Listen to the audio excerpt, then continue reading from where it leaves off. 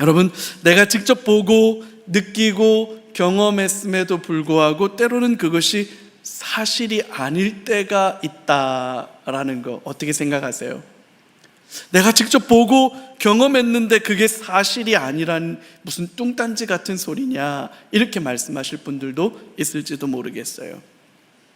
전투기 조종사들이 경험하는 비행 착각이라는 게 있다고 합니다. 전투기 조종사들은 아주 고난도의 비행 훈련을 하게 되죠. 이렇게 공중 전투를 하는 비행기가 날아가면서 갑자기 급상승하기도 하고 반대로 갑자기 급강하하기도 하고 이렇게 선회하기도 하고 뱅글뱅글 돌기도 하고 심지어는 뒤집어진 채로 비행을 하기도 한다고 그래요. 아마 굉장히 고난도의 전투 비행을 하니까 그런 훈련을 한다고 해요. 근데 이런 극한의 상황에서 비행을 하다 보면 어느 순간 조종사가 자신이 어디로 가고 있는지 혹은 자신의 자세와 위치가 어떻게 되는지를 제대로 인식하지 못하게 되는 공간 정의 상실, Spatial Disorientation 이라고 하는 상황에 빠지기도 한답니다. 특별히 이 악천후 있는 상황에 바다 위를 비행하거나 구름 속에서 비행할 때 이런 증상이 좀 더 빈번하게 나타난다는 거죠. 비행기는 심하게 기울어져 있거나 아니면 뒤집혀진 채로 비행을 하고 있는데도 불구하고 조종사는 마치 내가 수평을 유지한 채 편안하게 비행하고 있는 것처럼 느낀다는 거예요.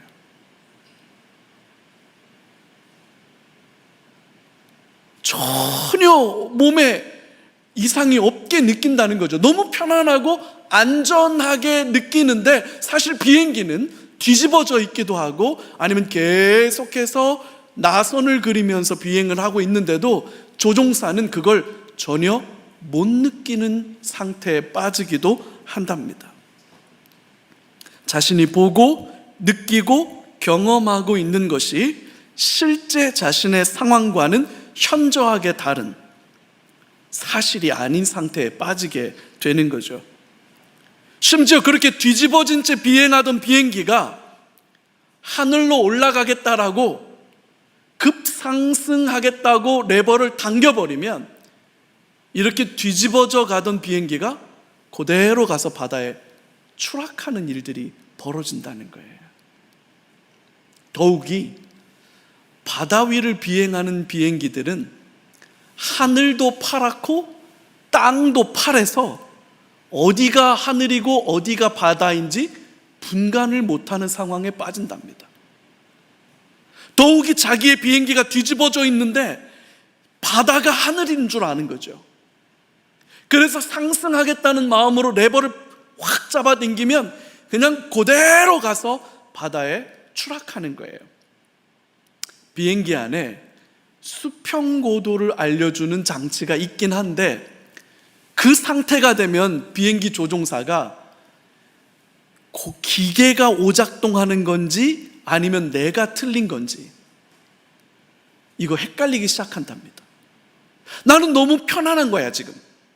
너무 안정된 자세로 비행하고 있는 것처럼 내 몸이 보고 느끼고 경험하는 거예요. 근데 기계는 뒤집어졌다고 말해. 그러면 기계가 틀렸다고 봐야 될까요? 아니면 내가 틀렸다고 봐야 될까요? 안타깝게도 이 상황에서 전투기 조종사는 기계가 오작동하고 있다고 판단하기도 한다는 거예요.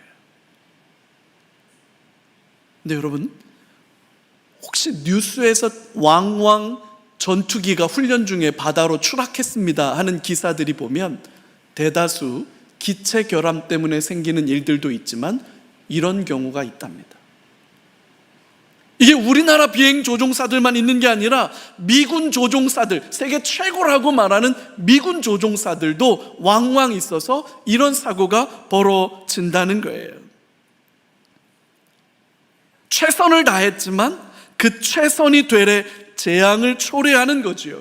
열심히 살았지만 열심히 살아서 더 큰 문제가 발생하는 거예요. 오늘 본문에 등장하는 사울이라는 사람이 꼭 그런 사람이죠. 열심히 특심인 사람이에요.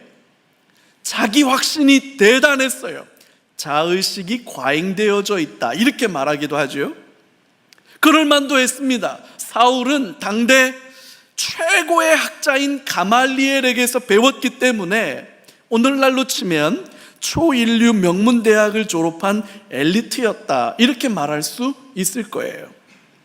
뿐만 아니라 태어나면서부터 로마 시민권을 가지고 태어난 금수저를 물고 태어났다, 아니 다이아몬드 수저를 물고 태어났다, 이렇게 말할 수 있을 거예요.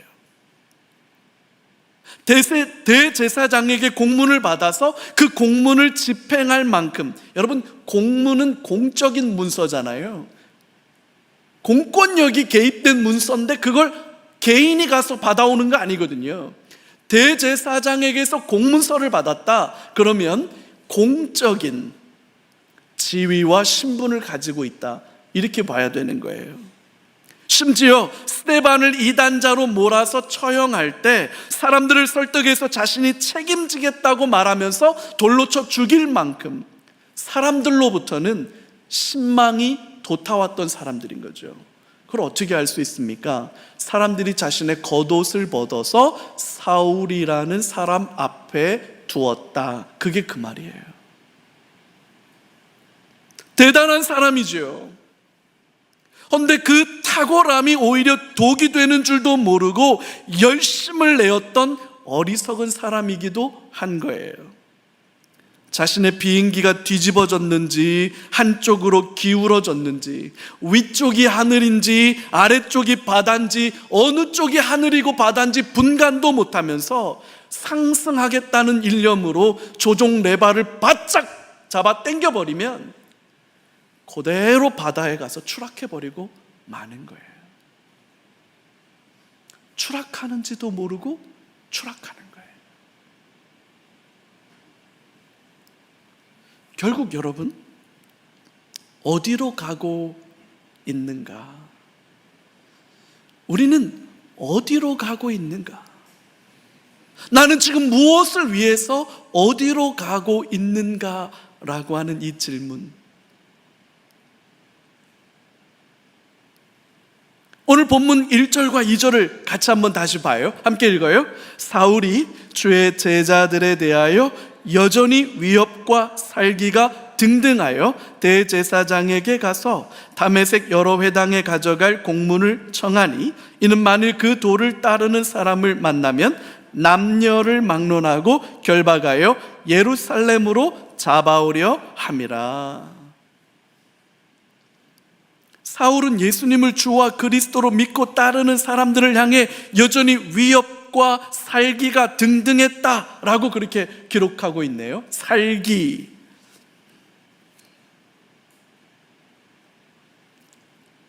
사람을 죽여 없애버리겠다는 굳은 다짐이에요. 여러분, 이렇게 평안한 얼굴들이세요. 우리가 보통 웬만하면 내가 저거 한번 오늘 한번 내가 사단 낸다 진짜. 보통 우리가 살기 한두 번 주면 품고 살죠. 그래서 지금 안 당황하시는 거잖아요.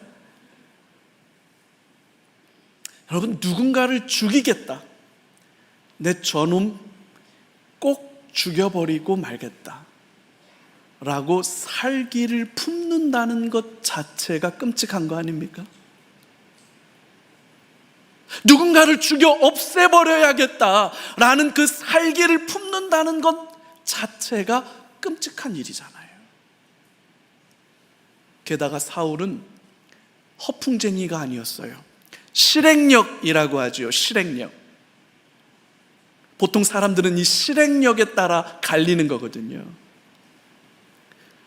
사내들은 공의회 의장인 대제사장에게서 공문을 받아서 다메섹이라고 하는 곳으로 가는 거예요. 싹 다 잡아오겠다는 거죠. 예수 믿는 것들은 씨를 말려버리겠다라는 거예요.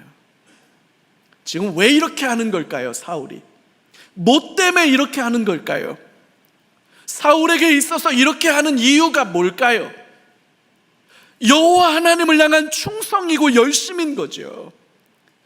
다른 이들은 다 손 놓고 가만히 있고 혀만 껄껄껄 차면서 뉴스에 나오면 아유 저런 못된 놈들, 아이고 저런 놈들 누가 벌 안 주나, 그런 얘기만 하고 있을 때 사울은 뉴스 보고 혀 차는 사람이 아니었던 거예요. 열심히 특별한 거예요. 헌신하는 사람이었던 거예요. 움직이는 사람이었던 거예요. 내로라 하는 사람이었던 거예요. 그만큼 하나님을 향해서 열심을 가진 사람이었죠. 충성된 사람이었죠. 스스로가 얼마나 대견하고 뿌듯하게 느껴졌을까요? 여러분, 인생은 속도가 아니라 방향이라고 하죠. 빨리빨리가 아니라 제대로가 더 중요한 거 아닙니까? 얼마나 더 많은가가 아니라 얼마나 좋은가, 양보다 질이라는 거죠. 여러분, 어디로 가고 계십니까? 열심히는 살죠. 열심히는 살아요. 제가 여러분들 경험에 비해서는 일천할지는 모르지만 참 많은 나라 다녀보거든요. 대한민국 사람들처럼 열심히 사는 사람 없습니다. 열심히 사는 분야에서는 1등이에요. 월화수목금금금이라고 하죠. 토요일과 주일은 오지 않아요. 월화수목금금금이라 그래요. 쉬는 걸 죄스럽게 여기는 사람들이 많아요. 그래서 가끔은 저한테 막 그렇게 얘기하세요. 아휴, 담임 목사님이 얼마나 고생 많으세요. 목사님 참 쉬지도 못하시고 고생 많으시죠? 아니에요. 저 쉬어요. 근데 우리는 쉬지 않는 게 미덕이라고 자꾸 말해요. 월화수목금금금 이렇게 살아야 잘 사는 거라고 말해요. 땀 흘리고 열심히 새벽부터 밤늦게까지 일하는 걸 자랑이라고 말해요. 여러분, 열심히 산다는 것을 제가 우습게 여겨서 드리는 말씀이 아니에요. 열심히 살았으니까, 월화수목금금금 살았으니까, 새벽부터 밤늦게까지 일하며 살았으니까 지금 이 나라가 이만큼 사는 거잖아요. 지금 우리가 이만큼 사는 이유는 그만큼 열심히 살았기 때문이잖아요. 알아요. 모르지 않아요. 근데 여러분, 그 열심으로 도대체 어디로 가고 있는 건지는 한 번쯤 점검해 봐야 하는 거 아닐까요? 내 경험과 판단이 아니라 인생의 계기판들이 가르치는 수치들을 눈여겨보아야 하는 것 아닐까요? 만약에 그렇지 않으면 우리는 내 열심과 내 충성으로 상승하겠다고 레버를 잡아 당기는 순간 그냥 그대로 바다로 추락해버리는 일들도 생기는 거예요.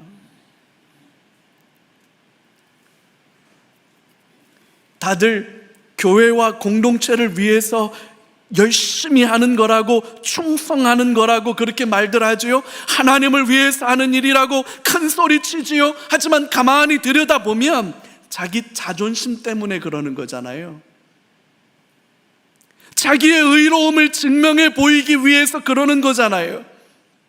나에게 익숙하고 편안한 방식대로 되어야만 한다는 자기 통제 욕구 때문에 그러는 것 아닐까요? 앞에 선 사람들, 열심히 특심인 사람들, 누구보다 더 많이 헌신하고 충성하는 사람들, 반드시 한 번쯤은 뒤로 물러날 줄 알아야 합니다. 뒤로 물러나서 하나님 앞에서 나 자신을 점검해 볼 줄 알아야 합니다. 여러분, 충성하고 헌신하고 열심을 내시는 분들, 여러분 귀한 거예요. 참 귀한 거예요. 존경해야 하고 명예롭게 귀하게 여겨주어야 해요. 그걸 무시해서 드리는 말씀이 아니에요. 제가 한 번씩 말씀드리죠. 여러분, 교회와 공동체를 힘들게 하고 어렵게 하는 사람이 누굴까요? 이제 막 예수 믿은 새 가족들은 교회를 힘들게 하지 않습니다. 이제 막 예수 믿어서, 이제 막 예수님과 첫사랑에 빠져서 하나하나 알아가는 그런 새 가족들은 교회를 어렵게 하거나 힘들게 하지 않아요. 누가 교회를 힘들게 하고 누가 공동체를 어렵게 합니까? 담임 목사가 교회를 어렵게 하는 거예요. 목회자들이 교회를 힘들게 하는 거예요. 충성이라는 이름으로, 열심이라는 이름으로 장로님들이, 안수 집사님들이, 권사님들이 교회를 어렵게 하는 거죠. 새 가족들이 아니에요.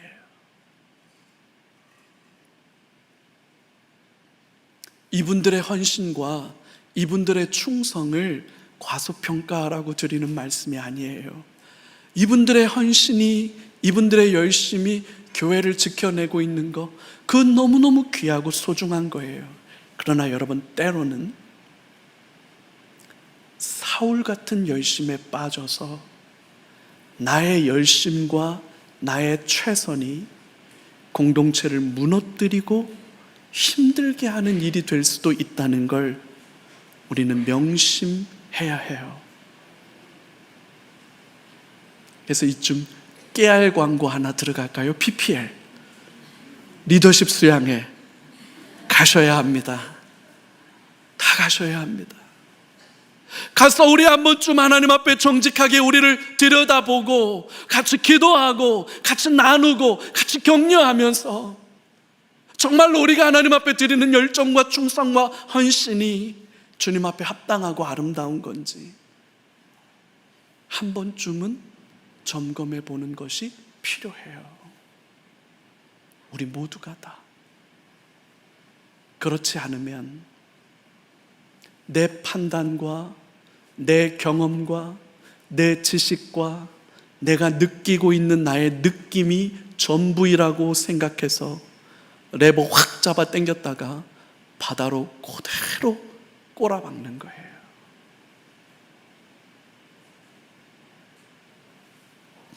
결국 주님이 사울에게 너는 어찌하여 나를 박해하느냐, 왜 나를 박해하느냐 그렇게 말씀하시죠. 자기 의로움에 차서 예수님을 믿고 따르는 성도들을 위협하고 잡아 죽이려는데 몰두하던 사울에게 부활하신 예수님이 찾아오셨어요. 그게 3절부터 5절까지의 말씀인데 같이 한번 읽을까요?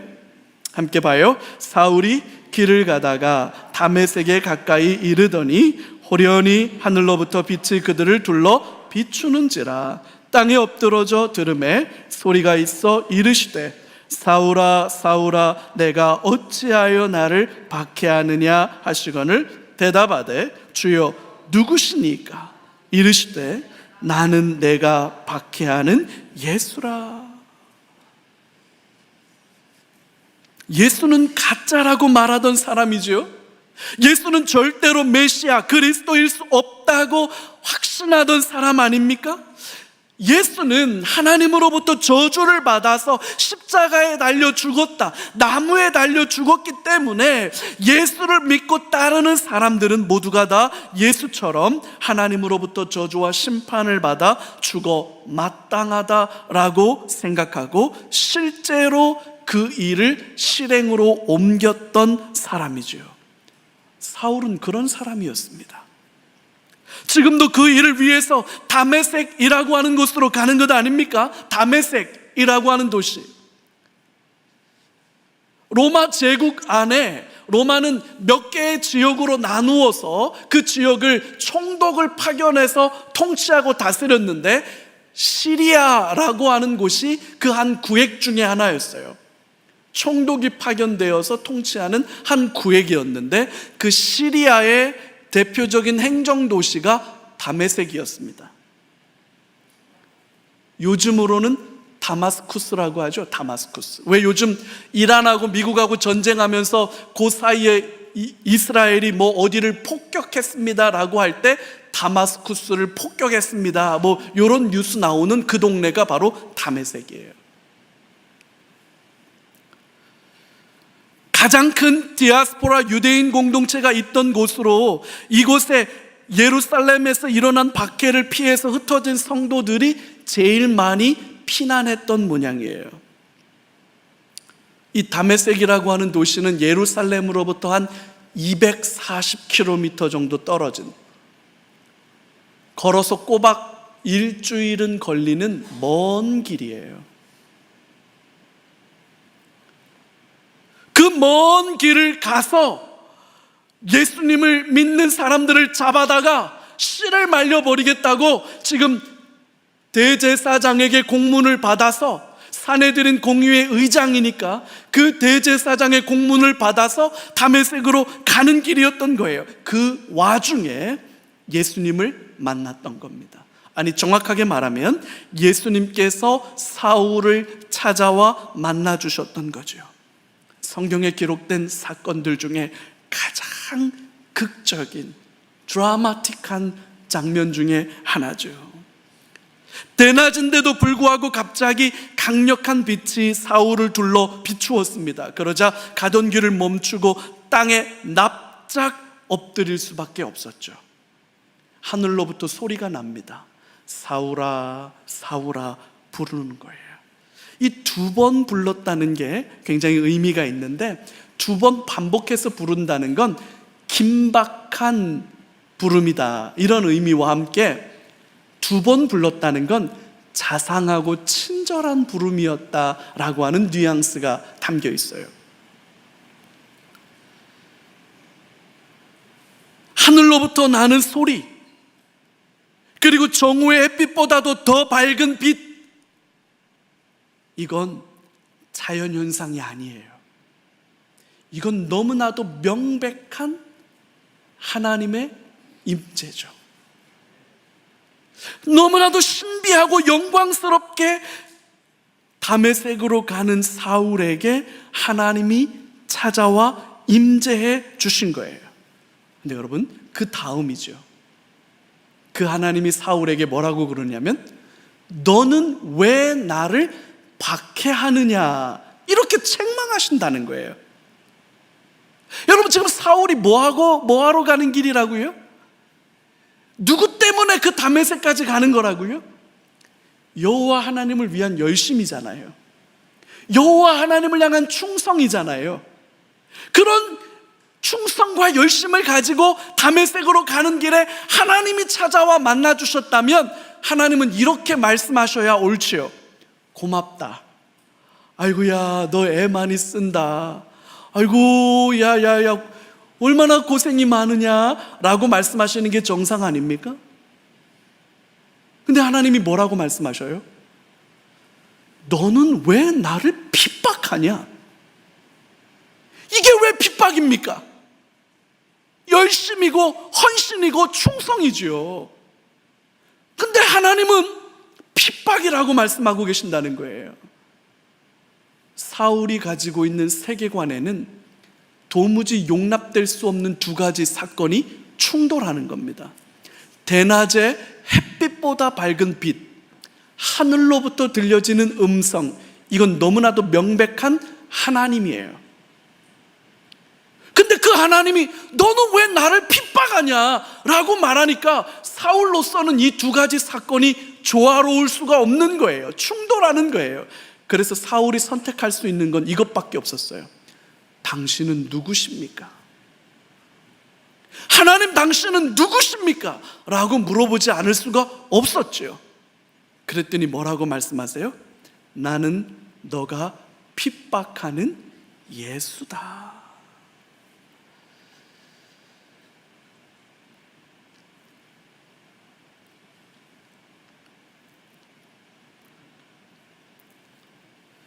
빛으로 임재하셔서 하늘로부터 들리는 음성의 주인은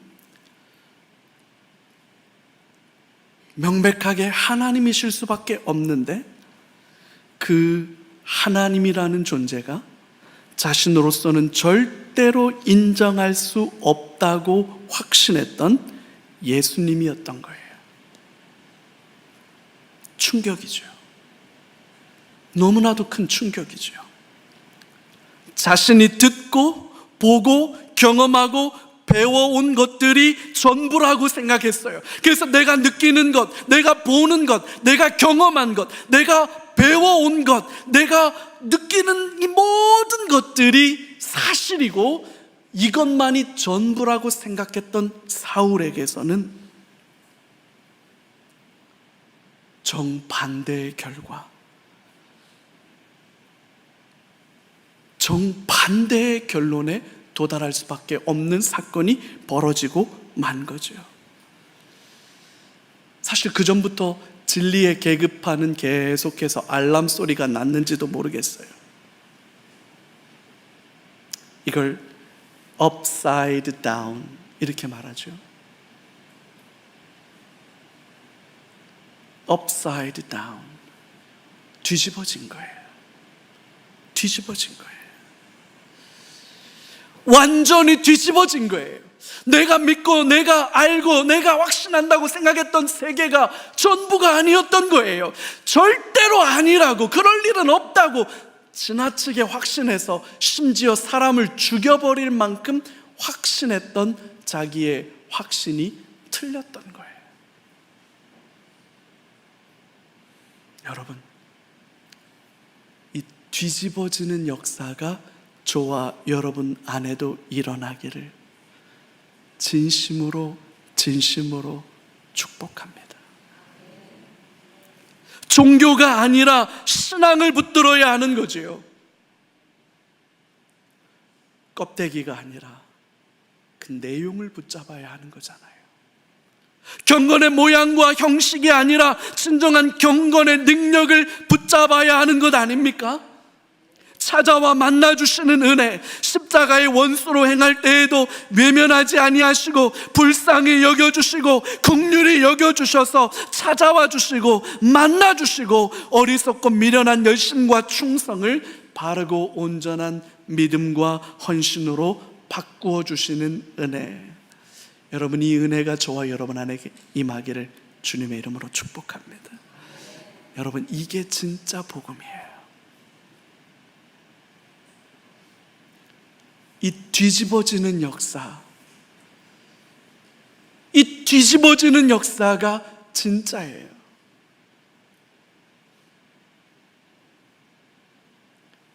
뒤집어지지 않으면 여전히 내가 보는 세상이 전부인 줄 알아요.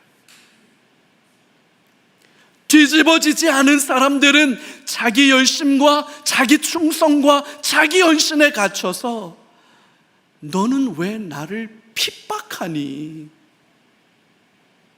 이게 왜 핍박이에요? 충성이죠.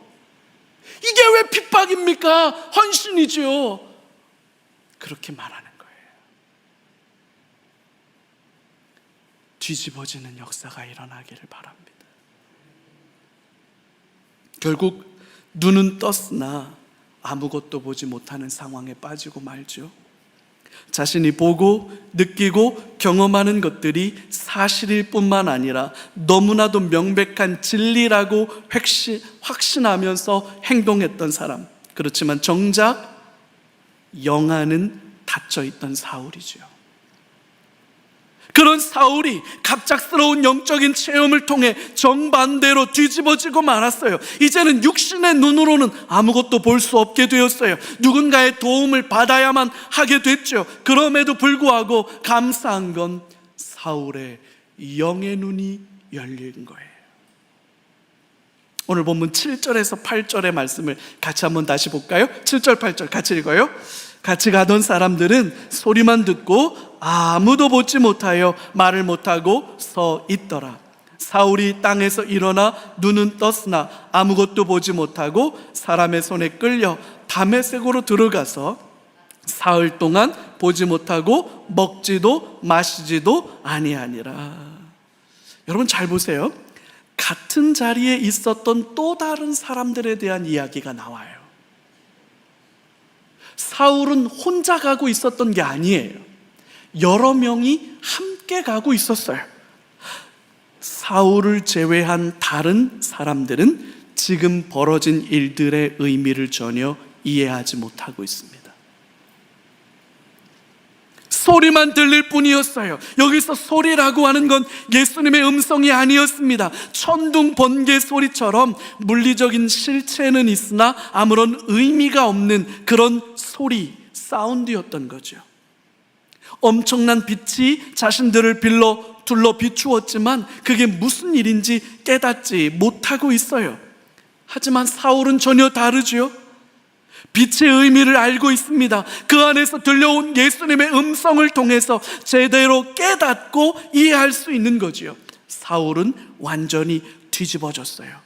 하지만 동행하던 사람들에게서는 그저 신기하고 놀라운 현상을 경험했다, 그 이상도 이하도 아닌 거예요. 눈으로 보고 귀로 듣고 손으로 만질 수 있지만, 책을 통해서, AI를 통해서 수많은 지식과 정보들을 얻을 수 있지만 딱 거기까지인 거예요. 인생의 진짜 진리에는 닿을 수 없는 거죠. 반면에 사울은 부활하신 예수님을 직접 대면해서 만난 거예요. 덕분에 시력은 잃어버렸습니다. 아무것도 볼 수 없게 되었죠. 누군가의 도움을 받지 않으면 살아갈 수 없는 무력한 존재가 되고 말았어요. 하지만 영의 눈이 열렸죠. 예수가 누군지, 그분의 부활과 살아계심을 누구보다도 더 정확하게 제대로 인식하게 될 수 있었던 거죠. 삶의 의미가 무엇인지, 여호와 하나님의 신비한 구원 계획이 어떻게 작동하는지를 깨닫게 된 거예요. 여러분, 이걸 우리는 중생이다, 거듭남이다 이렇게 말해요.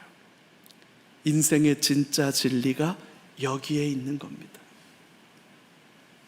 여러분, 교회에 다니는 게 중요한 게 아닐지도 몰라요. 다 같은 자리에 앉아서 동시에 예배를 드리고 있지만 여러분, 이게 다 같은 일이 아닐지도 몰라요. 중생했느냐, 회심했느냐, 부활하신 예수 그리스도를 인격적으로 만났느냐, 그래서 이전과 이후의 삶이 완전히 뒤집어졌느냐, upside down, 뒤집어진 인생인가? 아니면 여전히 자기 자신이 자기 자신의 주인이 되어서 나의 열심과 나의 충성과 나의 헌신으로 하나님도 내가 나를 위해서 믿는 거고 예수의 이름을 끌어다 붙이지만 사실은 그건 내 자존심 때문이고 나를 입증하기 위한 일이고 나의 통제 욕구 때문에 작동하고 있는 거면서도 우리는 거기에다가 그럴듯한 포장지를 덮어 씌울 수 있다는 거예요. 헌신입니다. 충성입니다. 열심입니다. 여러분, 내가 뭘 느끼느냐가 중요한 게 아닐지도 몰라요.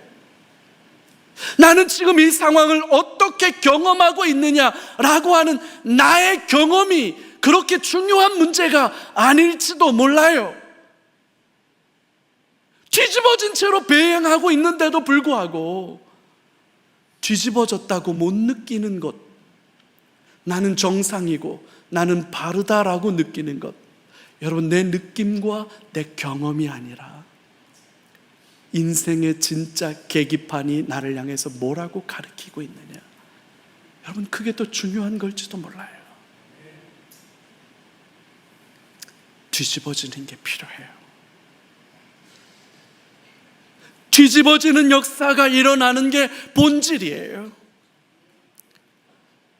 내 삶의 주인이 자기 자신이 되고 하나님도 나를 위해서 믿고 지식과 재능과 젊음과 열정과 꿈도 모두 내가 주인이 되어서 살아가던 삶에서부터 벗어나서 완전히 뒤집어진 사람, 예수를 만난 사람, 이 완전히 뒤집어지는 경험을 하는 사람들은 이렇게 말해요. 나는 아무것도 아닙니다. 나는 아무것도 아닙니다. 나는 무력합니다.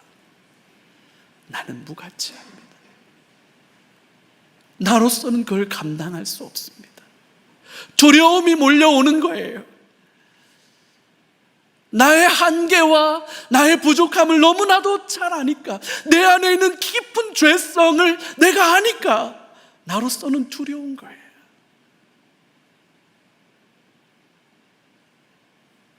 그래서 기도의 자리에 엎드리는 거예요. 그래서 끝없이 우는 거예요. 하나님 불쌍히 여겨주십시오.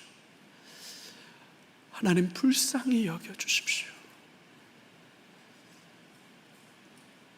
오늘 이 설교를 준비하면서도, 여러분, 오늘 이 본문의 설교는 너무너무 유명해서 웬만한 목사님들은 다 이 설교 몇 번씩들은 할 만큼 유명한 본문이죠. 이 설교를 준비하는 내내, 일주일 내내 하나님 앞에서 가졌던 간절한 기도 제목이 있어요. 하나님, 제발 이 설교가, 이 본문의 말씀이 말로만 전달되지 말게 하여 주시고 뒤집어지는 역사가 나타나게 해 주십시오. 인격적으로 예수를 만나는 살아있는 능력으로 이 말씀을 경험하는 일들이 일어나게 해 주십시오. 누구보다 우리 청년들에게 그런 은혜가 임하게 해 주십시오. 우리 자녀들에게 그런 역사가 임하게 해 주십시오. 뒤집어지는 걸 뭐라고 설교할 수 있겠어요? 뒤집어지는 걸 말로 할 수 있지만 경험하지 않으면 그건 아무것도 아니에요. 뒤집어진 사람들이 있어요. 예수 때문에 인생이 뒤집어진 사람들이 있어요. 자신의 무력함과 자신의 죄성과 자신의 한계 속에 어찌할 수 없는 자기 자신을 만나는 사람들이 있어요. 여러분, 그게 진짜예요. 그게 신앙이에요. 저와 여러분 모두에게 이렇게 뒤집어지는 역사가 임하기를 주님의 이름으로 축복합니다. 오직 예수만이 내 삶의 진정한 구원이고 주님이시라고 고백하는 거죠.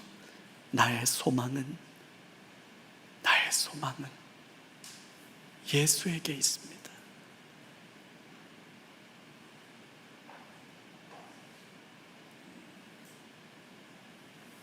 누구보다도 역량을 갖춘 사람이고, 누구보다도 탁월한 사람이고, 누구보다도 열정 있던 사람이고, 헌신하는 사람이고, 충성하는 사람이었어요. 하나님을 향한 열심이 두 번째 가라면 서러워서 잠을 설칠 수밖에 없었던 사람이었어요.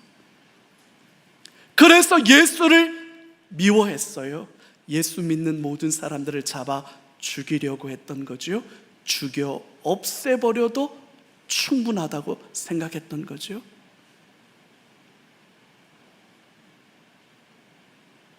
여러분, 그게 뒤집어져야 진짜가 되는 거예요.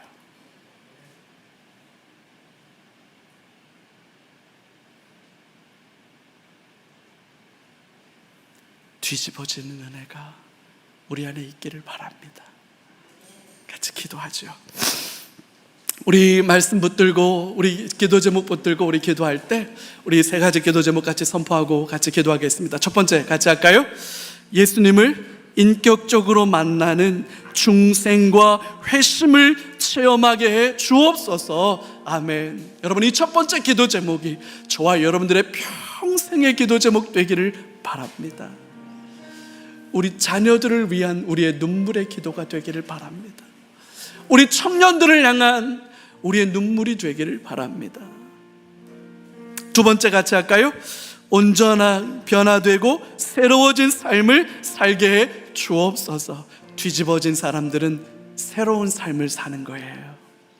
이전 것은 지나갔으니 보라 새 것이 되었도다. 세 번째 같이 할까요? 내 삶의 주인이 되어주셔서 다스리고 주관하여 주옵소서. 우리 말씀 붙들고 우리 기도 제목 붙들고 같이 기도의 자리로 함께 나아가죠. 아버지 하나님 감사합니다. 오늘